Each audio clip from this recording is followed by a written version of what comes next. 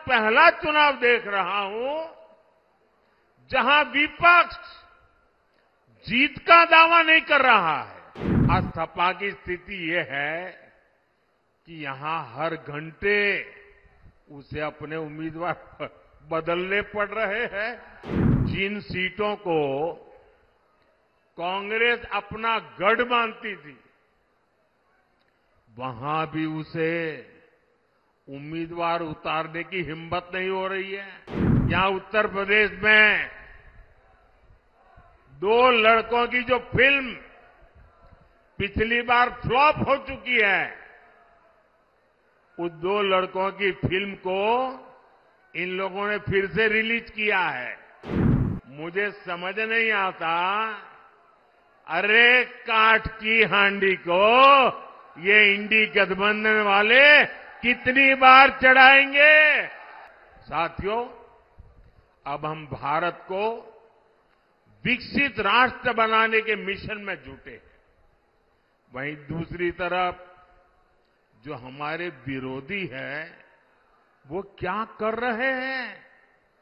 ये सत्ता पाने के लिए तड़प रहे हैं, छटपटा रहे हैं। मैं देश का पहला चुनाव देख रहा हूं जहां विपक्ष जीत का दावा नहीं कर रहा है।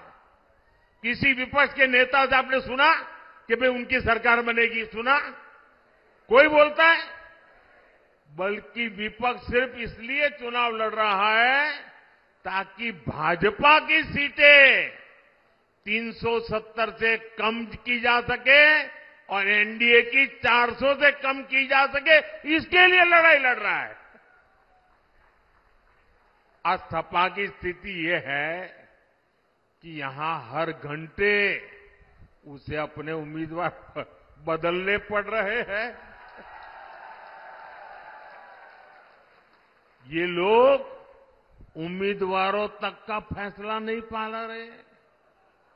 और कांग्रेस की स्थिति तो और विचित्र है। कांग्रेस को तो उम्मीदवार ही नहीं मिल रहे।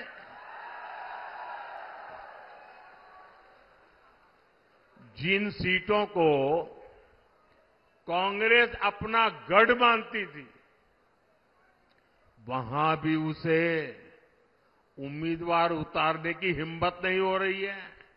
मैंने तो देखा कुछ जगह पे जिसको उन्होंने उम्मीदवार घोषित कर दिया, टिकट दे दिया, उसने दूसरे दिन वो इस्तीफा दे दिया। यानी इंडी गठबंधन अस्थिरता और अनिश्चितता का दूसरा नाम बन चुका है। इसलिए देश आज उनकी एक भी बात को गंभीरता से नहीं ले रहा है। और मैं उत्तर प्रदेश को तो, क्योंकि यहां के लोग बहुत जानकार हैं, समझदार हैं,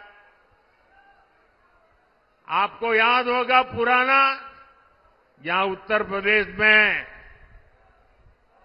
2 लड़कों की जो फिल्म पिछली बार फ्लॉप हो चुकी है, उस 2 लड़कों की फिल्म को इन लोगों ने फिर से रिलीज किया है।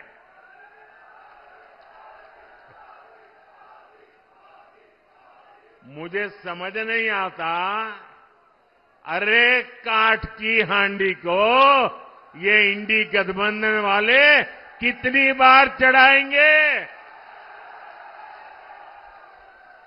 साथियों, कभी जिस कांग्रेस ने आजादी की लड़ाई लड़ी थी और कैसे बड़े बड़े दिग्गज कांग्रेस के साथ जुड़े हुए थे, महात्मा गांधी का नाम जुड़ा हुआ था, लेकिन आज देश एक स्वर से कह रहा है, आजादी की लड़ाई लड़ने वाली वो कांग्रेस तो दशकों पहले ही समाप्त हो चुकी है। अब जो कांग्रेस बची है, उसके पास ना देश हित में नीतियां हैं, और न ही राष्ट्र निर्माण का विजन। आपने देखा होगा कल कांग्रेस ने जिस तरह का घोषणा पत्र जारी किया है, उससे साबित हो गया है कि आज की कांग्रेस आज के भारत की आशाओं, आकांक्षाओं से पूरी तरह कट चुकी है। कांग्रेस के घोषणा पत्र में वही सोच झलकती है जो सोच आजादी के आंदोलन के समय मुस्लिम लीग में थी। कांग्रेस के घोषणा पत्र में पूरी तरह मुस्लिम लीग की छाप है और इस मुस्लिम लीग वाले घोषणा पत्र में जो कुछ हिस्सा बचा खुचा रह गया, उसमें वामपंथी पूरी तरह हावी हो चुके हैं। कुल मिलाकर कांग्रेस इसमें दूर दूर तक नहीं दिखाई देती है। ऐसी कांग्रेस 21वीं सदी में भारत को आगे नहीं बढ़ा सकती।